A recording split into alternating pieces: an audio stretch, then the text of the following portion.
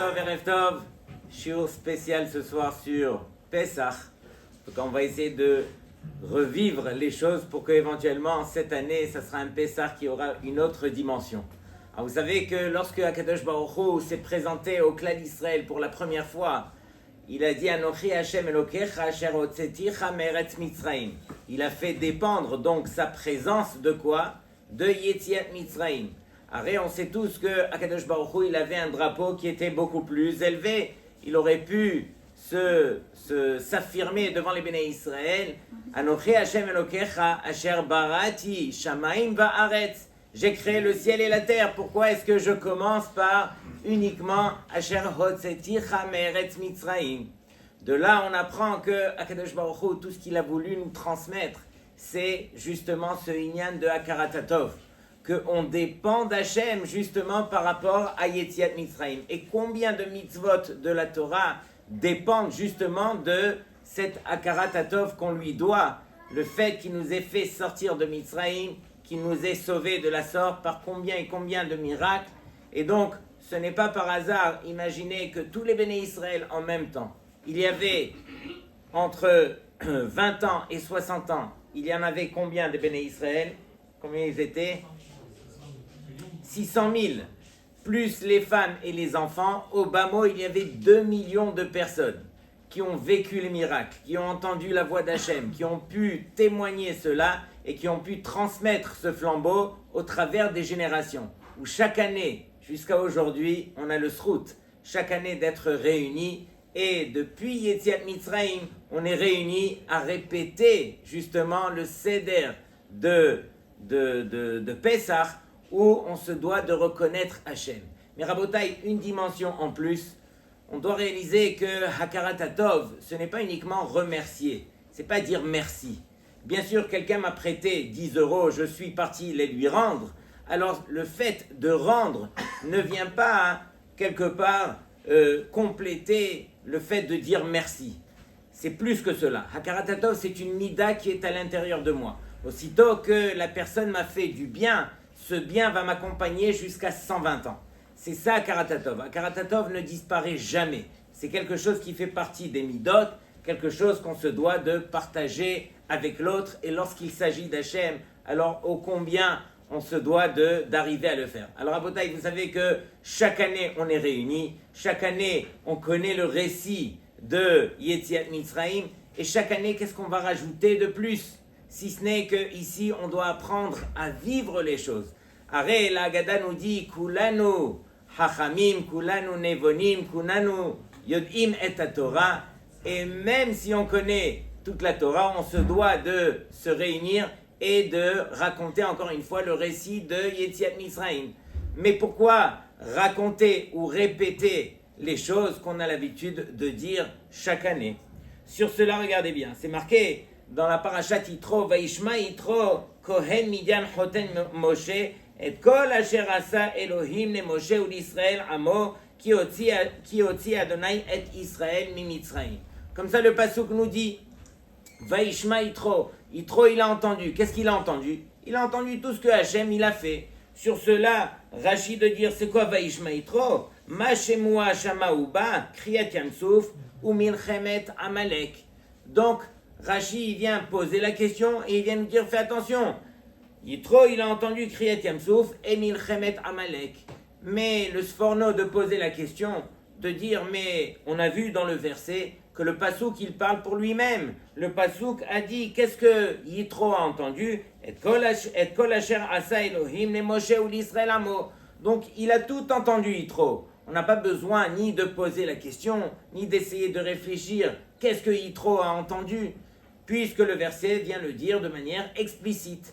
Sur cela, on apprend que même des choses qu'on a entendues, même des choses qu'on connaît, on se doit de répéter, on se doit d'expliquer. Et donc c'est vrai que Yitro, il a tout entendu, mais Moshe Rabbeinu a pris le temps de lui faire comprendre les choses, de lui faire vivre les choses. Et donc c'est ça toute la différence. Qu'est-ce qu'on va faire le soir de l'El HaSeder, encore une fois? On va essayer de faire vivre les choses. Il y a un grand Rosh Yeshiva en Israël qui s'appelle Rav Baruch Mordechai Ezrachi, très connu, le Rosh Yeshiva de Ateret Israël. Et ce Gadol Batorah, chaque année, à Parashat Vaishlach, alors il raconte une histoire, entre autres, sur un des Gdolim qui s'appelait Rav Elchanan Spector. Et il explique comment Rav Elchanan Spector est devenu le Gadol Hador. Et chaque année, depuis au moins plus de 20 ans, ce Rosh Yeshiva, il réunit des centaines, voire des milliers de Bachurim qui chaque année connaissent Sipur Vaishlach de Rav Baruch Mordechai Ezrahi, et chaque année ils viennent pour écouter une histoire qu'ils connaissent déjà. Et donc, quelle est la différence? C'est que ce Rav Ezrahi, c'est pas juste qu'il raconte, il fait vivre les moindres détails pour que éventuellement des salles pleines reviennent pour réécouter la même chose, sous-entendu qu'on a besoin de vivre les détails. Et Rav Ezrahi lui-même, il dit d'où j'ai appris ça? Il dit j'ai appris ça du Rav de Brisk. Parce que le Rav de Brisk, lui aussi, quand il venait à raconter les choses, alors il faisait palper les moindres détails. C'est ça ce que Rabotai, on doit apprendre à faire, la Seder. On doit apprendre à faire vivre les choses pour que ces choses-là font partie du récit. Et ce n'est pas, encore une fois, simplement répéter, ce n'est pas un récit, c'est faire vivre la Emouna qui se trouve derrière les choses qu'on va apprendre à faire. Alors comme vous le savez, on a une mitzvah d'Eoraita de raconter donc le récit de Yetziat Mitzrayim, et donc ça fait partie des quelques mitzvot qui sont Minatora, et donc on doit essayer au mieux de traverser toute la Haggadah pour arriver justement au summum qui s'appelle les Makot et prendre le temps de bien raconter les Makot. C'est ça la raison pour laquelle Akadosh Baruch Hu nous a réunis. Arrête, la Torah témoigne que Akadosh Baruch Hu nous a envoyé les otot, les miracles. Pourquoi? Les ma'an tesaper beozne bincha ou ben bincha et asher it'alalti bemitzraim. Alors, je t'ai envoyé encore une fois tous ces miracles pour que tu puisses raconter à ton fils et à ton petit-fils tous les miracles que j'ai fait en Égypte pour te faire sortir de Mitzraïm. Et donc on a posé une question la dernière fois, on a dit mais comment se fait-il que ce verset qui vient témoigner la raison pour laquelle on doit raconter, ce verset a été cité après la 7e Makkah, la Makkah de Harbé. Si réellement toute la raison pour laquelle Akadosh Baruch Hu nous a envoyé les Nissim, c'était pour raconter, alors on aurait dû marquer cette raison depuis la première Makkah, depuis Makkah Dam. Pourquoi est-ce qu'on a attendu la 7e Makkah pour donner la raison pour laquelle alors Akadosh Baruch Hu nous a envoyé tous ces miracles? Donc, on va citer quelques réponses. Écoutez bien la réponse du Hatam Sofer. Hatam Sofer, il dit qu'il y a quelque chose de magnifique dans Makat Harbé, qui est différent de toutes les autres Makot. Pour toutes les autres Makot, Akadosh Baruch Hu, il a envoyé Moshe Rabbeinu. Avant de l'envoyer chez Paro, il lui dit, va l'avertir que je vais envoyer Makat Dam, Makat Sefardea, etc. Lorsqu'il arrive à Makat Harbé, Akadosh Baruch Hu, il dit à Moshe, va chez Paro, sans lui dire de quel Makkah est-ce qu'il s'agit. Moshe, lui, ne pose pas de questions, et donc Moshe, il avance. Et il se dit, c'est à moi de décider, puisque Hachem ne m'a pas mentionné de quel Makkah est-ce qu'il s'agit, c'est à moi de décider quel Makkah Hachem va envoyer. Et là, écoutez bien, Moshe, il fait le cheshbon. Il dit, mais toute la Xéra, elle a commencé à partir de quand? Elle a commencé à partir du moment où Paro, il a vu que les Béné Israël, ils se multipliaient par 6. Il a eu tellement peur. Et il a dit, Pen Yirbe, de peur que se multiplient les Béné Israël et qu'ils vont envahir le pays de Mitzraïm. Paro, il a eu peur, Pen Yirbe, de peur que vont se multiplier. C'est là qu'il a commencé à jeter les garçons dans le Nil. Et Moshe, il a dit, mais Akadosh Baruch Hu, il avait promis à qui? À notre ancêtre Avraham Avinu. Il lui a dit, Arba, Arbe et Zaracha. Alors moi, Akadosh Baruch Hu, je vais multiplier ta descendance dans une terre qui n'est pas la vôtre. Et donc, quel terme est-ce que Hachem il a employé là-bas? Arba, Arbe. Arbe, ce sont les sauterelles aussi. Arbe veut dire multiplier, mais c'est aussi le mot sauterelle. Et donc toi, Paro, qu'est-ce que tu as dit? Pen Yirbe, de peur que se multiplie. Akadosh Baruch Hu, il a dit Ken Yirbe, oui, ils vont se multiplier. Et donc, c'est la raison pour laquelle, alors, Moshe Rabbeinu, il a décidé d'envoyer Arbé. Et pourquoi ça a été mentionné justement à Makat Arbé, les Ma'an Tesaper, Beozne Bincha ou Ben Bincha, justement parce que ici, ce n'est pas uniquement Akadosh Baruch Hu qui décide des Makot, même si un Gadol Israël comme Moshe Rabbeinu, il décide d'une Maka, Akadosh Baruch Hu, il va être Mekayem, il va accomplir ce que le Gadol Batorah a décidé. Et donc c'est ça ce que tu vas raconter à ton fils et à ton petit-fils, que même un Gadol Batorah, alors on se doit de l'écouter. Il y a un autre tiroutz aussi, c'est que c'est marqué qu'il ne restait plus de Sotrel, Bechol, Gevul, Eretz Mitzraïm. Sur toute la limite du pays de Mitzraïm, il ne restait plus une seule Sotrel, une fois que Hachem avait débarrassé les Sotrel de Mitzraïm. Et donc jusqu'à aujourd'hui, Rabotai, vous pouvez vérifier, les sauterelles ne sont jamais plus revenus sur le pays de Mitzraïm. Et donc, il conviendrait justement à cette Maka de dire quoi? De dire que là, alors, tu vas raconter à ton fils et à ton petit-fils, parce que cette Maka n'est jamais plus revenue en Mitzraïm.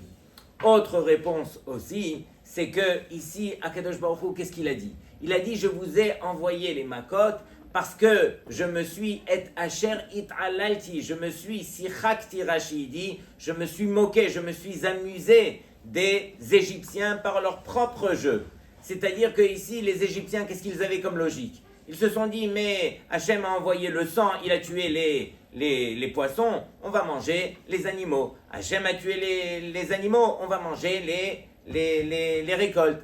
Hachem va tuer aussi les récoltes, il va laisser uniquement à Hita et à Kusemet, alors on va manger que ça. Ensuite, Hachem a fait disparaître cela, et ensuite est arrivé le moment où il n'avait plus rien, et ils se sont tournés vers les sauterelles, et ils ont dit, ok, on va garder les sauterelles qui restaient, on va les saler, on va les garder dans les bocaux, dans les kelim, et voici que lorsque Hachem, il s'est débarrassé des sauterelles, alors même les sauterelles qu'ils avaient cachées dans leurs bocaux, ils avaient disparu.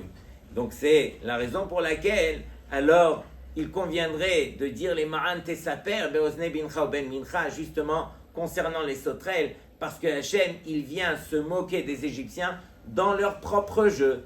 Ok? Et Asher it alalti bemitzraïm. Donc Rabotai, regardez. Il y a, au début de la Haggadah, alors comme on le sait, le chiffre 4 dans la Haggadah est très important. Vous savez qu'il y a les Arba'a Kosot qu'on va boire, qu'on doit boire. Il y a les Arba'a Leshonot Shel Geoula. Il y a les Arba'a Banim Dibera Torah, les 4 enfants. Et donc on pose la question, mais il n'y a que 3 matzot. Pourquoi il n'y a pas 4 matzot sur la Kehara? Sur cela, le Admour de Satmar, il répond, il dit, mais non, il y a 4 matzot. La matzah du milieu, on va la couper en 2. En tout, ça fait 4. Et pourquoi j'ai besoin de couper la matzah en 2? Parce que Akadosh Baruch Hu, il nous dit, mais non, c'est à toi d'agir. Si tu veux arriver quelque part à cette shlemut, ça doit venir de toi. C'est toi qui dois comprendre et c'est toi qui dois agir. Quelqu'un qui agit, alors il arrivera à la chose qui est complète, qui est parfaite, et dans ce cas, il arrivera au chiffre 4. Pour revenir à ce chiffre, regardez bien, dans la Haggadah, comme on le sait, Akadosh Baruch Hu, il nous dit Keneged Arba'a Banim Dibera Torah. Par rapport à 4 enfants, la Torah s'est adressée. C'est-à-dire que Hachem s'adresse devant tout le clan d'Israël. Et c'est qui les 4 enfants? Echad Chacham, Echad Rasha, Echad Tam, Ve'echad She'eno Yodea Lish'ol. Donc ici, on s'adresse à tous les enfants. Et entre parenthèses, il y en a qui disent que dans chacun d'entre nous, il y a les 4 enfants mélangés. Qu'est-ce que ça veut dire? Ça veut dire qu'il y a des choses pour lesquelles on peut s'appeler Chacham. Il y a des choses pour lesquelles, malheureusement, on peut s'appeler le contraire, Racha. Il y a des choses pour lesquelles on est Tam. Et il y a des choses pour lesquelles Eno Yodea Lish'ol. Et on se doit de travailler justement pour arriver à comprendre toutes ces choses-là. Mais écoutez la question que j'aimerais développer avec vous. Comment est-ce que le Baal HaBayit, il a permis au Chacham de s'asseoir à côté du Racha? Arrête le rachat, il peut l'influencer dans le mal. Et on sait aujourd'hui combien malheureusement l'influence, elle est nocive. L'influence d'un enfant qui pourrait faire quoi que ce soit, c'est peut-être la chose la plus dangereuse. Et donc, on permet au hacham de s'asseoir à côté du rachat. J'aurais dit, je mets le hacham à côté du she'eno yodea lishol, au moins je suis tranquille. Il va pas l'influencer. Mais à côté du rachat, qu'est-ce que tu as fait? Et donc, Rabotai, je vous fais remarquer qu'ici, on a pris le hacham pour l'asseoir à côté du rachat. Le chacham, ce n'est pas un tzaddik. Normalement, on aurait dû marquer ici le tzaddik. Il y en a un qui est tzaddik, un qui est rachat, puisque le contraire du rachat, c'est le tzaddik. Et ensuite, le tam, le she'eno yodea lishol. Quelle est la différence entre un chacham et un tzaddik? Un tzaddik, c'est qui? C'est quelqu'un qui est parfait pour lui-même. Il est arrivé à une dimension de faire les choses de manière parfaite, mais pour lui-même, encore une fois. C'est qui le chacham? Le chacham, c'est halomed Mikol Adam, c'est celui qui va se permettre d'apprendre de tout le monde. Chez Nehemar, qu'est-ce qui est marqué dans le Pirkei Avot? Mikol Melamedai Hiskalti. Je suis devenu Hacham grâce à tous ceux qui m'ont enseigné quelque chose. Et donc on demande au Hacham, oui, mais du rachat, qu'est-ce que tu vas apprendre du rachat? Alors Rabotai, écoutez bien, on apprend de tout le monde quelque chose, et y compris du rachat. Le Hacham, on va l'asseoir d'Afka à côté du rachat, parce que le Hacham, il vient réaliser à ce moment-là où il est assis à côté du rachat, il vient réaliser, Akadosh Baruch Hu, permets-moi de réaliser que moi aussi, j'aurais pu être rachat comme celui-ci. Mais c'est uniquement grâce à tes rahamim, à toi, tu as eu pitié de moi, tu m'as fait naître, on va dire, dans une famille pareille, tu m'as donné tel et tel rave, tu m'as accordé tel et tel amis. Ce sont ces bienfaits que tu as fait envers moi qui ne m'ont pas rendu comme ce rachat. Mais réellement, je réalise, assis à côté du rachat, que Behemet, c'est uniquement Terachamim Hashem qui me permet de réaliser qui je suis aujourd'hui. Donc quelque part, c'est ça ce que le Chacham vient nous apprendre. Il vient nous apprendre que nous, on n'est rien. Et nous, on doit réaliser qu'au contraire, va t'asseoir à côté du rachat de temps en temps pour réaliser, Behemet, que celui que tu es, c'est uniquement grâce au Rachamim que Akadosh Baruch Hu, il t'a accordé. Toi-même, grâce à toi-même, tu n'es rien du tout. C'est uniquement Hachem qui a eu pitié de toi et qui t'a permis d'en arriver là. Donc quelque part, voilà, c'est Keneged Arba Abanim Dibera Torah. Et donc ce Chacham là, il vient nous apprendre que même du rachat, et peut-être même surtout du rachat, on a à apprendre. Et la preuve en est, c'est que chaque année, alors, ce rachat, il revient s'asseoir à sa place. Mais l'année dernière, j'ai voulu te donner la leçon. Et encore une fois, cette année, tu arrives de la même façon. Alors, c'est ce que le Chacham vient lui dire. Le Chacham, il lui dit, ne t'en fais pas. Reste à ta place. C'est à moi d'apprendre. Et donc, quelque part, bien sûr qu'on va essayer de partager avec lui, on va essayer de lui permettre d'avancer. Mais que nous, on comprenne la leçon, ça c'est la chose la plus importante. Et c'est une des raisons pour lesquelles on voit dans le Rambam, dans Ilchot, Hametz ou Matzah, alors là-bas il est marqué, c'est marqué, Bechol dor vador chayav adam leharot et atzmo, keilu hu yatsa mimitzraim. Sous-entendu que nous, alors chaque année, lorsqu'on est assis dans l'El HaSeder, alors on doit montrer comme si nous-mêmes on était sortis de Mitzraïm. Mais nous, on n'a jamais été esclaves en Égypte, on n'a jamais vu Paro, on n'a même pas vu Moshe Rabbeinu. Comment est-ce que on peut faire semblant comme si on est sorti de Mitzraïm au point que ici c'est marqué Chayav Adam et c'est marqué les Harot, de faire montrer. Donc Behemet, on ne va pas jouer un jeu, on va être accoudé sur le côté gauche pour montrer qu'on est libre, mais on doit essayer de faire vivre la chose. Imaginez, Rabotai, je prends un jeune de l'âge de 16 ans et je lui dis, regarde, tu es sorti de la Shoah. Et donc il me dit, mais quoi? quelle Shoah? C'est quoi le rapport avec moi? La Shoah, elle a eu lieu il y a 80 ans, et donc moi je n'ai rien à voir avec cette histoire, j'ai aucune shayachout avec, et donc comment est-ce que tu peux me dire que je suis sorti de la Shoah? Et sur cela, alors on va lui dire, mais non, mais tu as compris que Akadosh Baruch Hu, il a sauvé les générations qui ont vécu pendant la Shoah, qui t'ont permis de naître, et donc quelque part, toi aussi, tu faisais partie de cette Shoah. Il va te dire, non mais moi, peut-être que oui, Hachem, il a sauvé mes ancêtres, et grâce à cela, je suis là aujourd'hui, mais je n'ai rien à voir avec la Shoah. Et donc c'est ça la Nekuda. La Nekuda, elle est fausse ici. Celui qui n'a pas vécu la chose au moment où il est né, ce n'est pas parce que Akadosh Baruch Hu ne l'a pas sauvé. Hachem, lui, lorsqu'il a sauvé ceux qui étaient dans la Shoah, Hachem, il a pensé à toutes les générations qui allaient venir, y compris à toi, petit garçon, jeune garçon de l'âge de 16 ans. Donc Hachem, il avait tous ces cheshbonot. Et de même, lorsqu'il a fait sortir nos ancêtres de Mitzrayim, il a pensé à chacun d'entre nous. C'est la raison pour laquelle Hayav Adam Neharot et Atzmo. On doit apprendre à se voir. Nous-mêmes, on était présents à ce moment-là, parce que Hachem, il a pensé à chacun d'entre nous. Et donc, on se doit de réaliser la Karatatov, qu'on se doit de remercier Hachem à ce moment-là. Et donc, il est marqué aussi, au courant de la Haggadah, alors bien sûr, ça, tout le monde le connaît, c'est marqué au nom de Rabban Gamliel.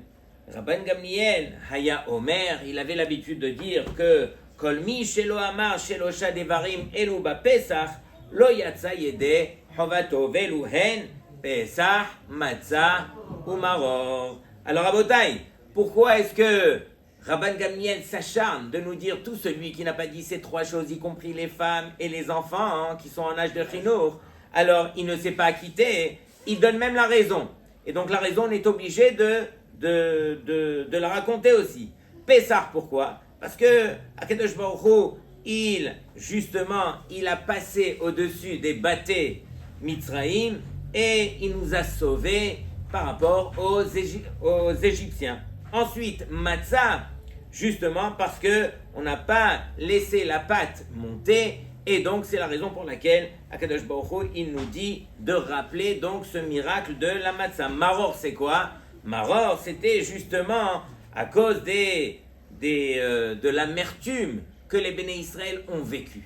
Et donc, Rabotai, ici on se doit de réfléchir. Si finalement c'est l'El HaSeder, et donc l'El HaSeder, il vient refléter quoi? Il vient refléter un ordre. Comment se fait-il que ici le Baal HaHaggadah, Rabban Gamliel entre autres, n'a pas dit les choses dans le Seder? Comment est-ce qu'on aurait dû dire? Qu'est-ce qui s'est passé dans l'ordre? D'abord les Béné Israël, voilà, ils ont souffert. D'abord ils ont vécu le Maror, et ensuite ils ont eu le Srout d'avoir Pesach et Matzah. Et donc ici on voit exactement le contraire. On voit Pesach, Matzah ou Maror. Makara, tu ne fais plus dans l'ordre. Ça y est, il n'y a plus d'ordre pour toi dans cette Haggadah. D'abord, dis-nous, qu'est-ce que les Béné Israël, ils ont réellement vécu, ils ont réellement surmonté, avant de nous dire les bienfaits que Hachem leur a fait. Et donc, sur cela, Rabotai, qu'est-ce qu'on peut répondre? Qu'est-ce qu'on peut répondre? Il faut réaliser que, Akadosh Baruch Hu, encore une fois, c'est l'éducation qu'il a voulu apporter aux Béné Israël. On met Paro et les Égyptiens de côté. Pourquoi est-ce que les Makot, elles ont duré pendant 1 an? Pourquoi est-ce que chaque Maka, elle a duré pendant 1 semaine, 3 semaines de répit, et encore une fois, rebelote, 1 semaine et 3 semaines de répit? Pourquoi est-ce qu'on a donné des simanim, Rabbi Yehuda Yanoten Bahem simanim, Detzach, Adash, Be'ahav? Arrête, ce ne sont pas des simanim, ce sont des rachets tevot. Detzach, c'est quoi? C'est Dam, c'est par des hakinim, etc. Et donc ici, en quoi ce sont des simanim? Tout ça pour dire que Akadosh Baruch Hu, alors c'était très simple et facile pour lui de faire sortir les Béné Israël de Mitzrayim. Mais ce qui était difficile, c'était de faire sortir Mitzrayim des Béné Israël. Les Béné Israël, après 210 ans d'esclavage, alors combien ils ressemblaient aux Égyptiens Par rapport à quoi? Par rapport au fait que Elu Ovde Avodazara, Velu Ovde Avodazara. Arrête, les Égyptiens, ils avaient tellement de divinités. Ils avaient le Talé, l'agneau, ils avaient le Nil, ils avaient Paro, ils avaient Baal Tsephon, etc. Combien de divinités? Chaque force dans la nature, pour eux, reflétait une divinité. Malheureusement, ça a été transmis au Béné Israël, au point qu'on vient les accuser, Elu Ovde Avodazara, Velu Ovde Avodazara. Et donc, Akadosh Baruch Hu, encore une fois, il a voulu les éduquer avant de les faire sortir de Mitzrayim. Il a voulu leur montrer au travers des makot que justement cette émouna que tu dois avoir, elle doit avoir uniquement pour un Dieu seul et unique, Akadosh Baruch Hu. Et donc ici, quelque part, Rabbi Yehuda Hayanoten Bahem Simanim, il donnait des simanim à ces makot parce que chaque groupe de makas était un signe. Au début, Akadosh Baruch Hu, il a envoyé des tsars. Et il a donné la raison pour laquelle il a envoyé des tsars. Il a dit les Ma'an Teda qui ani Hashem. Apprends d'abord qu'il y a un seul Dieu sur terre. Ensuite, Akadosh Baruch Hu, il a envoyé, c'est quoi le deuxième groupe? Hadash. Et Akadosh Baruch Hu, il a signé les Ma'an Teda qui en kamoni bechol haaretz. Et pour que tu saches qu'il n'y a personne sur moi au milieu de la terre. C'est l'ashgacha pratit que Hachem, il est venu insuffler dans la émouna des Béné Israël. Et ensuite, Akadosh Baruch Hu, Be'ahav, il est venu signer les Ma'an Teda, Kien Kamoni Bekerev Haaretz, ou Kien Kamoni Bechol Haaretz. Et donc, Akadosh Baruch Hu, il est venu encore une fois nous insuffler une émouna qu'on n'avait pas, de réaliser que il n'y a que Hachem qui peut faire ce genre de choses et personne d'autre. Donc encore une fois, Akadosh Baruch Hu, lui, qu'est-ce qu'il fait? Il vient insuffler la émouna au Béné Israël pour leur permettre de sortir de Mitzrayim.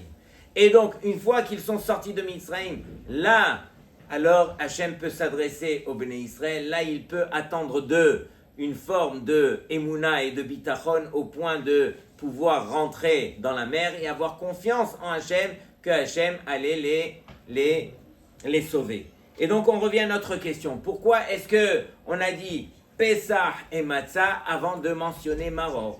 Parce que Rabotai, regardez bien.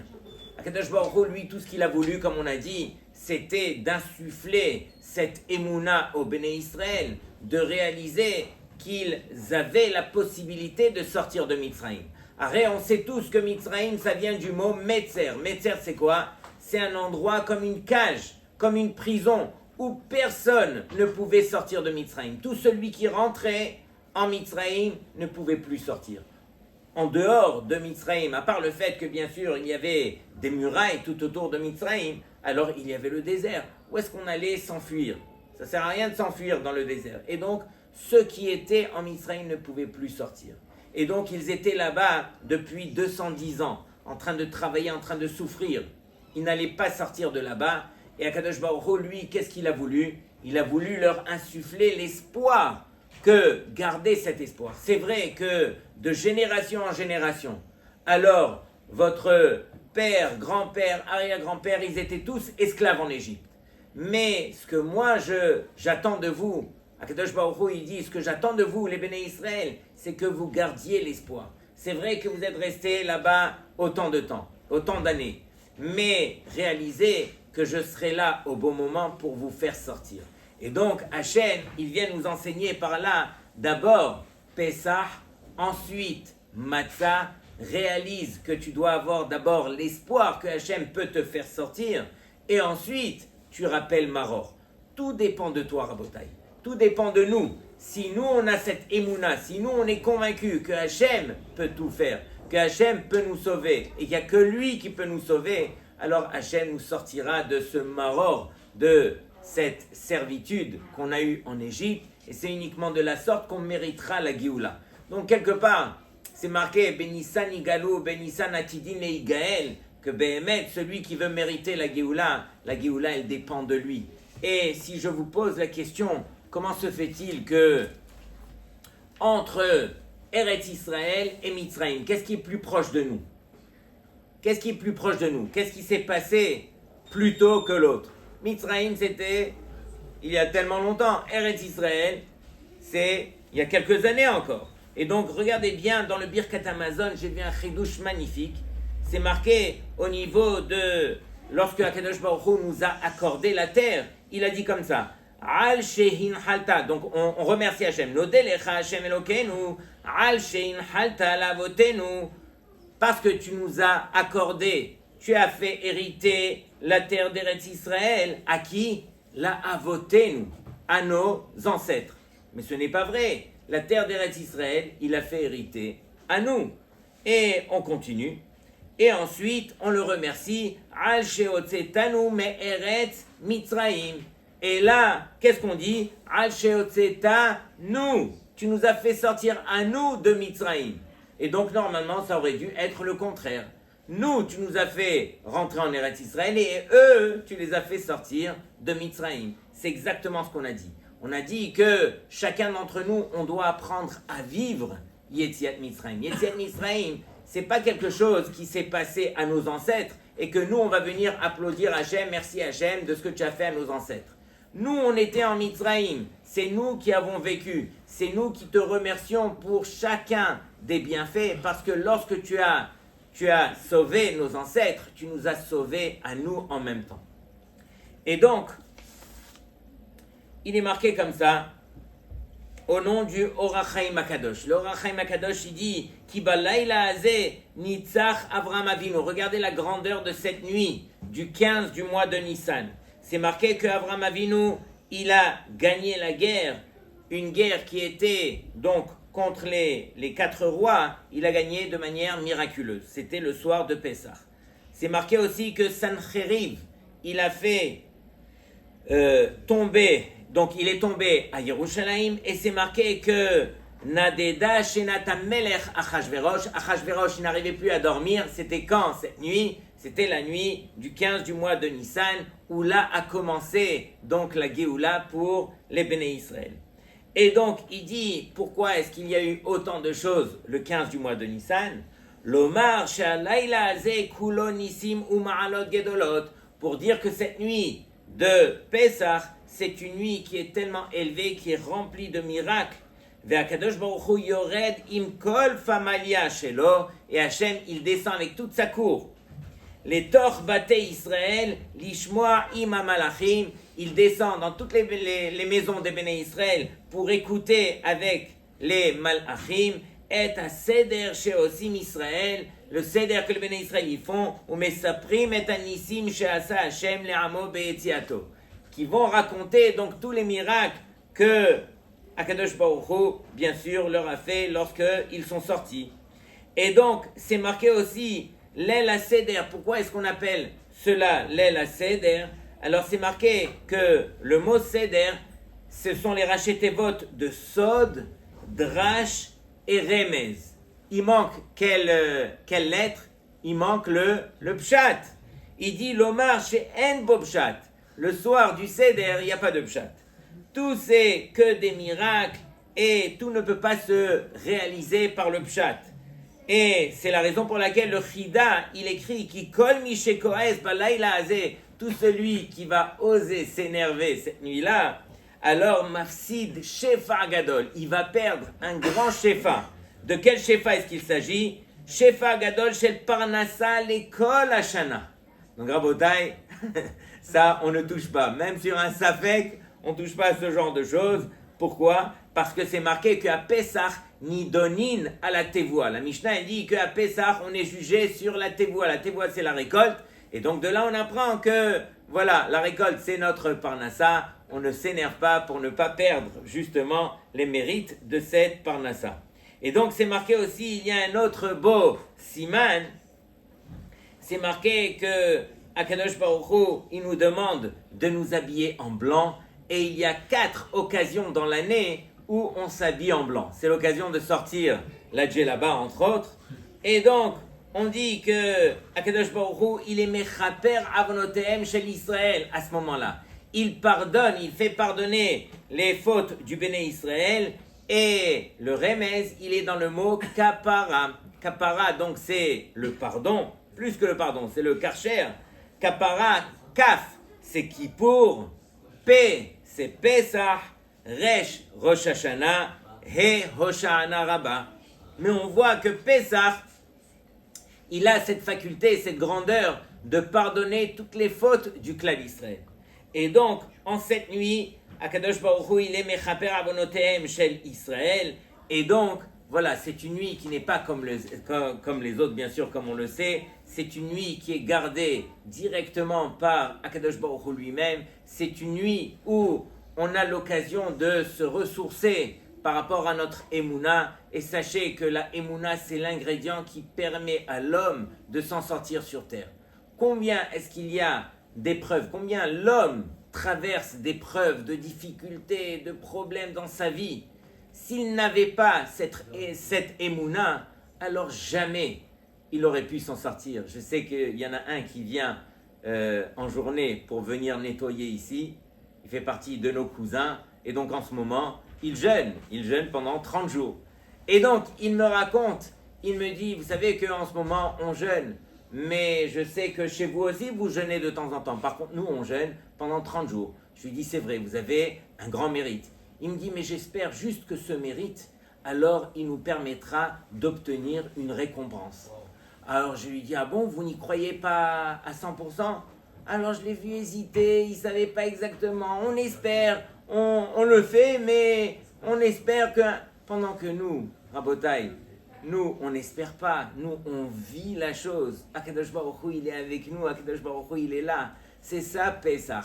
Pesach, c'est ramener Hachem à notre table devant toute la famille et partager avec notre famille combien Akadosh Baruch Hu fait partie de notre personne, de notre vie, de notre Emouna. Pesach Kasher Vesameach.